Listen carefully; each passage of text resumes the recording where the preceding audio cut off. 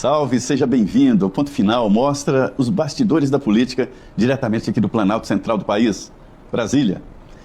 Hoje nós vamos falar de política e você sabe que a política muda a sua vida, né?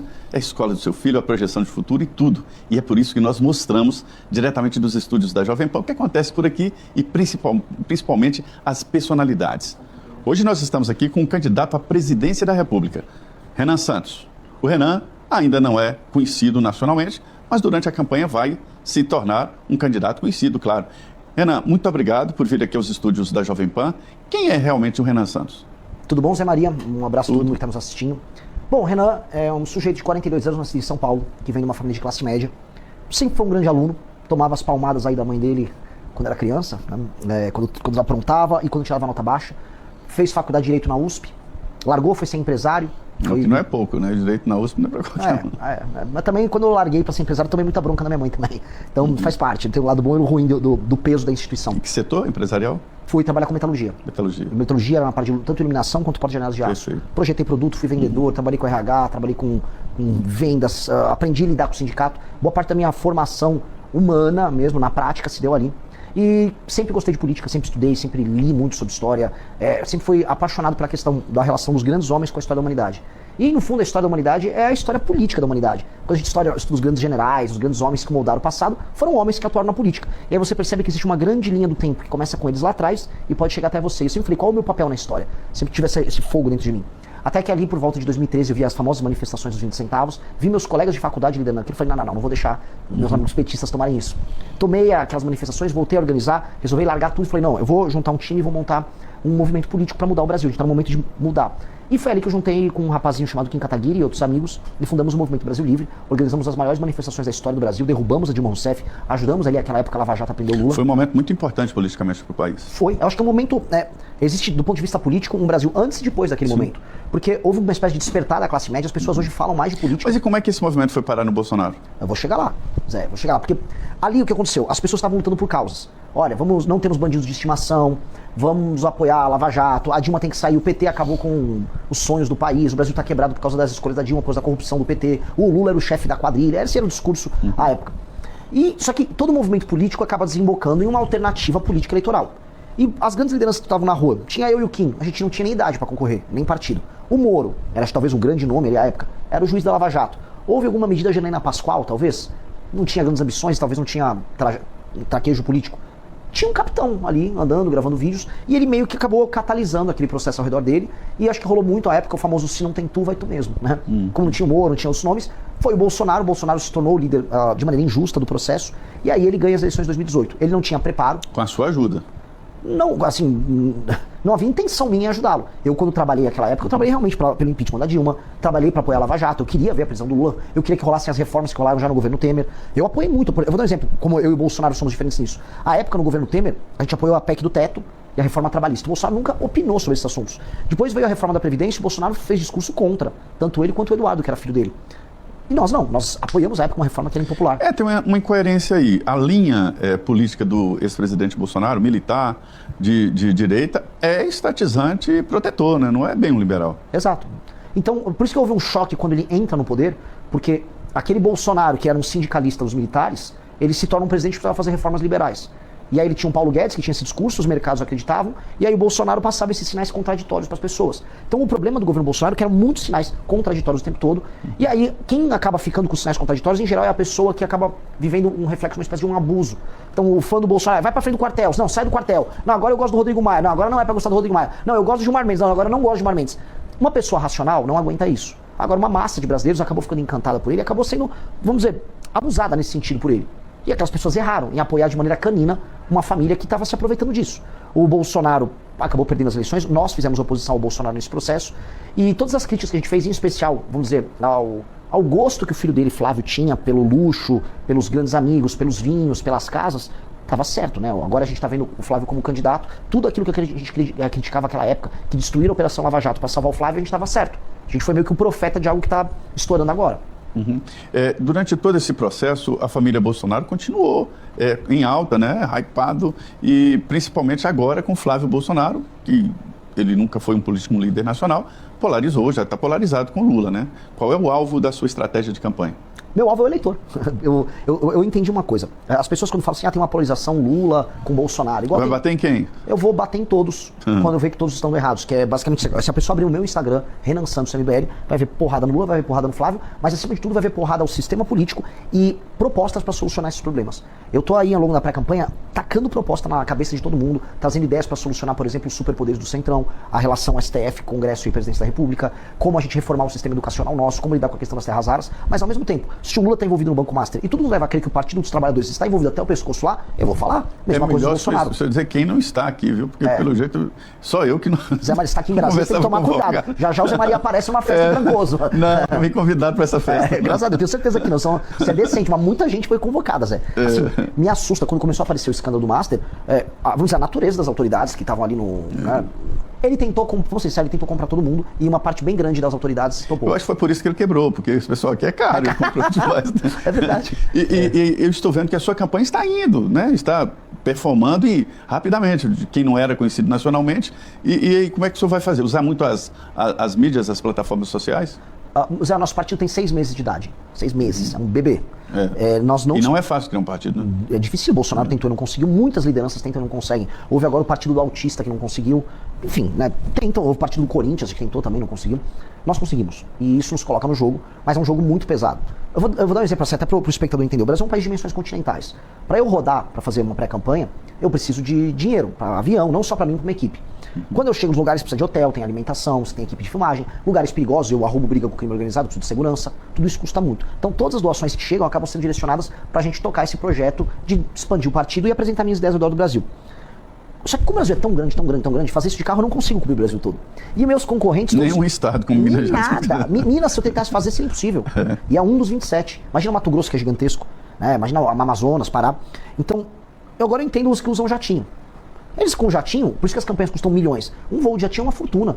Eles vão rodando de um lugar para o outro e eu falo, pô, mas essa viagem aqui que esse pré-candidato está fazendo, 2 semanas de viagem, todos esses voos de jatinho, isso custou milhões. E a gente não vê a declaração, né, na campanha, nas contas de campanha. Aí é de um amigo, emprestaram. Mas é isso que acontece. São campanhas caríssimas. Se as campanhas estão custando tão caro, alguém, e não está declarado em geral, alguém está pagando. E esse alguém costuma se favorecer depois no final. Vamos lembrar uma coisa. Nada de graça. Nada, vamos lembrar. Bom, especialmente financiamento de filmes, né? Pra gente falar de um caso aqui que tá né? Porque eu tô falando de filmes no plural porque nosso amigo Vorcaro financiou aparentemente 3 filmes, né? De 3 lideranças políticas diferentes. Né, para não ficar só no Dark Horse ali dos Bolsonaro. Falando isso, eu tô vendo que o senhor estava consertando aqui a meia. O senhor tem algum preconceito com o sapato sem meia? Tenho. Zé, vou te contar uma coisa que eu aprendi em Brasília, tá? Eu comecei a reparar, especialmente a partir de 2019, 2020, que surgiu uma moda dos políticos andarem com, especialmente o terno azul, aquele azul royal, azul mais claro, meio curto, e aí com, por exemplo... Eu tô usando meia. Não, mas você é honesto, né? Aí eles usam mocassim sem meia. Aí eu comecei a reparar, tinha um padrão. Quase todo político que usava mocassim sem meia estava envolvido em escândalo de corrupção. Eu juro, eu passei lá no MBL e vai ter uma regra no partido, eu vou fazer... Proibir o sapato sem meia. Eu vou proibir. Se eu ver um político com sapato sem meia, eu vou suspeitar que ele está envolvido em escândalo de corrupção e já vou mandar ele na hora pro Conselho de Ética. Porque é batata. Vi o político com mocassim sem meia, falei... veio um escândalo aí. É impressionante. Jatinho também, né? Jatinho também, mas em geral ele sobe no jatinho com mocassim sem meia. Ele entra lá. É impressionante. Zé, é impressionante. É um dos melhores testes que possa ter. Melhores testes. Pois é, mas o preconceito da meia é muito bom. Mas posso te falar, ó, até mostrando aqui pra câmera, ó, eu faço questão, ó, venho com a meia aqui, ó, no talo, lá no alto, justamente pra mostrar que eu sou incorruptível. Tá certo. E aí, nessa pré-campanha, o senhor tem andado, né, pelo país. Qual é a reação das pessoas ao seu discurso? Surpreendente. Porque eu como eu disse, assim, não apenas eu não estou, né, alinhado ao lulismo nem ao bolsonarismo. Eu enfrento muito o centrão.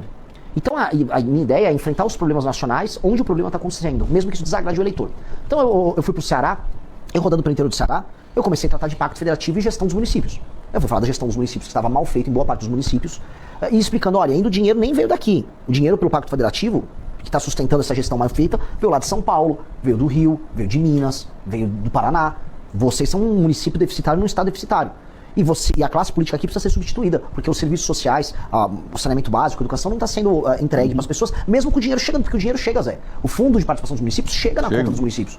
Muitos municípios dependem do FPM. A maioria. Município pequeno, mais de 98%. O que eu acho um erro, viu? Eu acho que todo município deveria existir, ou então deixar de existir. Um extra, uma obra, tudo bem, mas depender fundamentalmente de fundo... Eu sou bem claro, um critério para administração dos municípios, no projeto nosso chama Lei de Responsabilidade Gerencial, é o município se tornar independente do ponto de vista financeiro. E outra, nós vamos ter que fundir municípios. Não dá para ter um monte de município insolvente. Câmara de Vereadores, municípios, secretaria disso. Exato, que é um critério, Zé, que é assustador.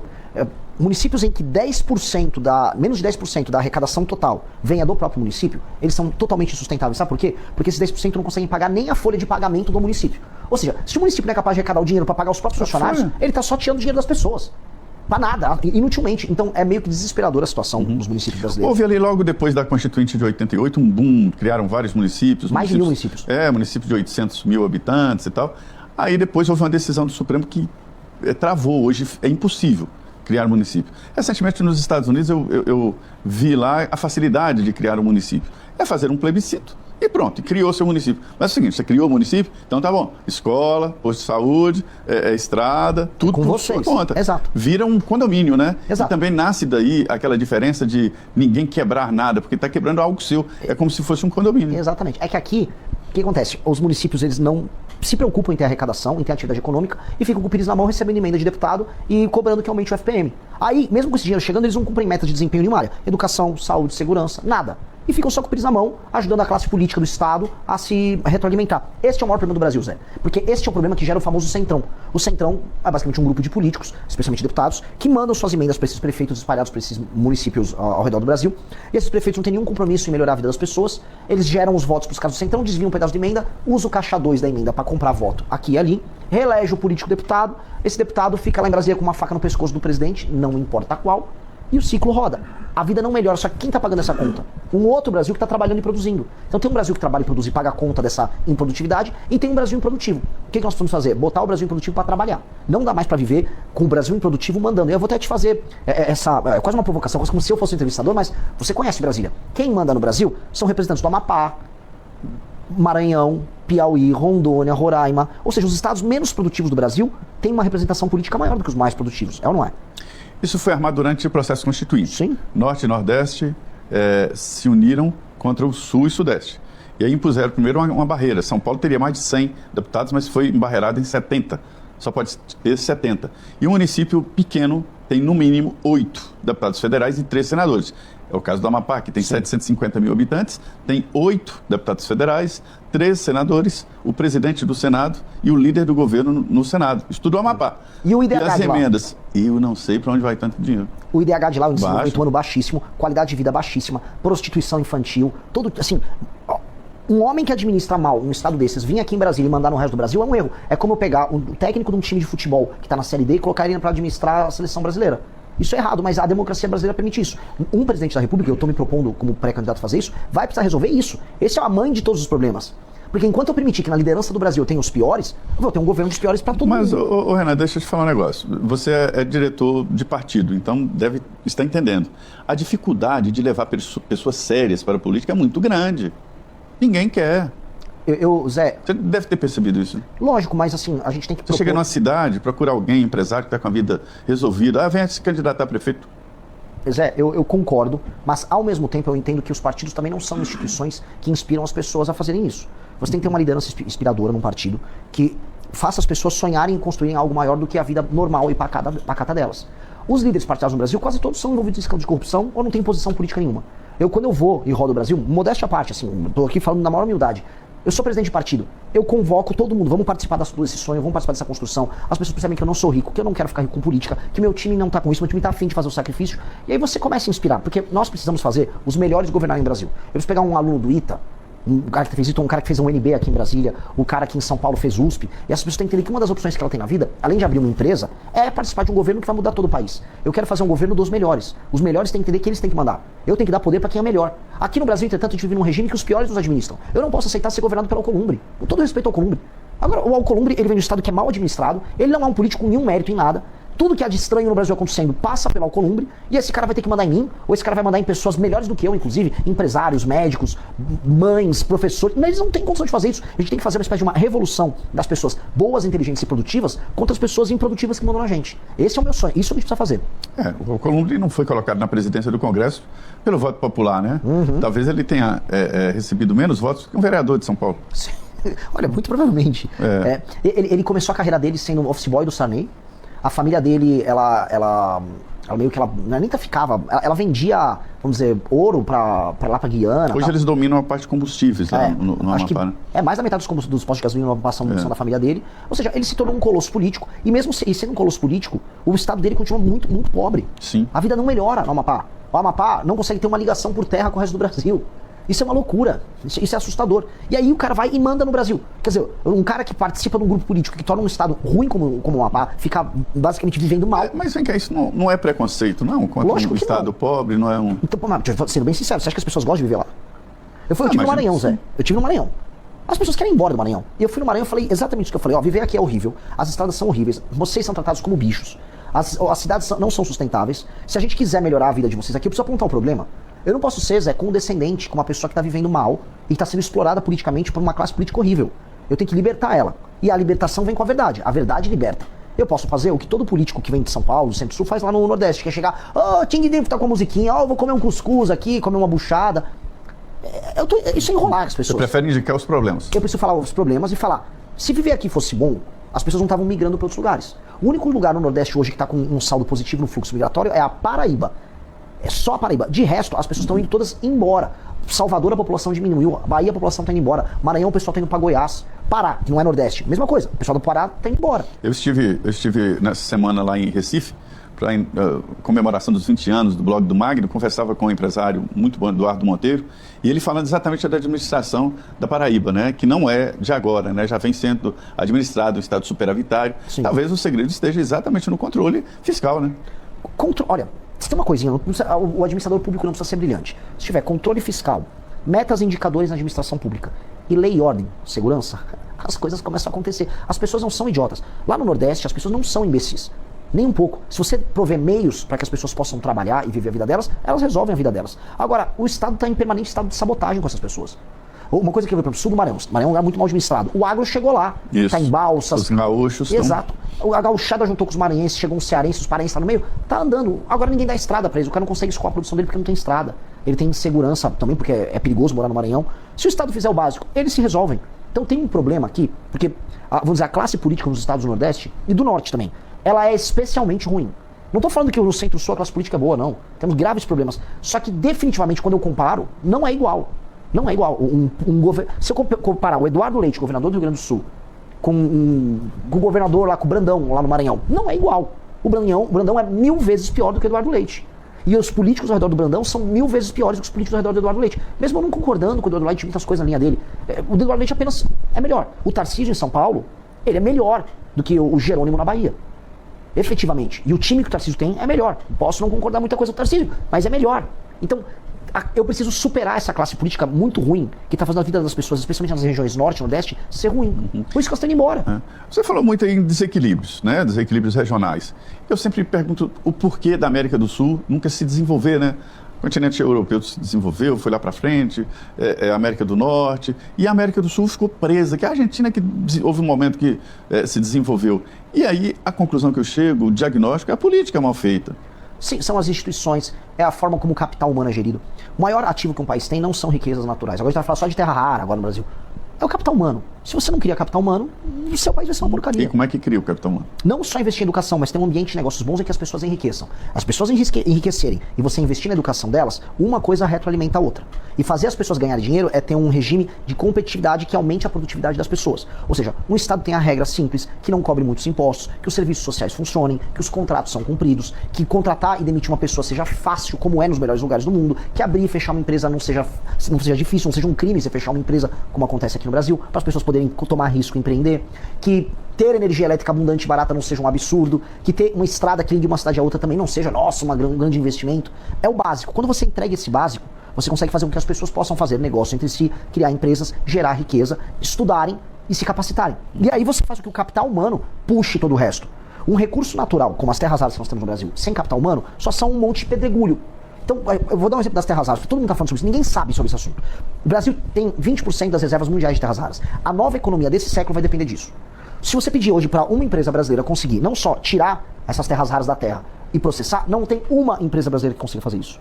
O processamento das terras raras, que é separar esses componentes dessa pedra bruta, é super custoso. É um processo que 1% eu acho que é gerido aqui no Brasil, né? É 1% da produção mundial. E o processamento, em geral, mandam tudo para a China fazer. A China processa mais de 90% das terras raras do mundo.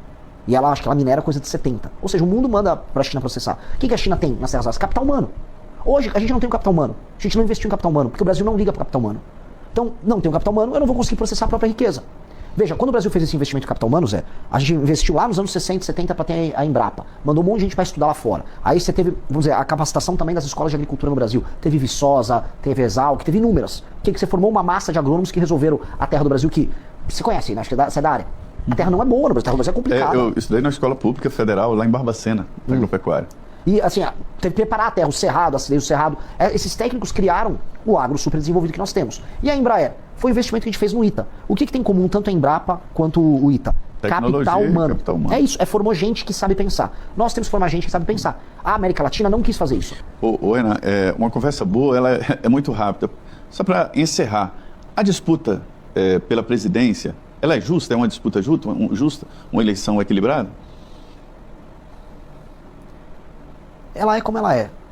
Ela é como ela é. Ela nunca vai ser completamente justa, mas você tem que ter força e você tem que falar a verdade e aí você quebra todas as diferenças. É isso que eu acredito. E eu não vou reclamar, eu não vou chorar as dores de quem tem menos recursos do que os demais. Eu vou trabalhar. Muito bem. Olha, foi uma conversa muito boa aqui no Ponto Final com Renan Santos, candidato à presidência da República, pré-candidato, aí nós temos que usar essa palavra, né? Pelo Missão, é um partido novo, né? Espero que você tenha gostado e a gente está sempre mostrando a você como funciona aqui a política e o que é Brasília. Muito obrigado.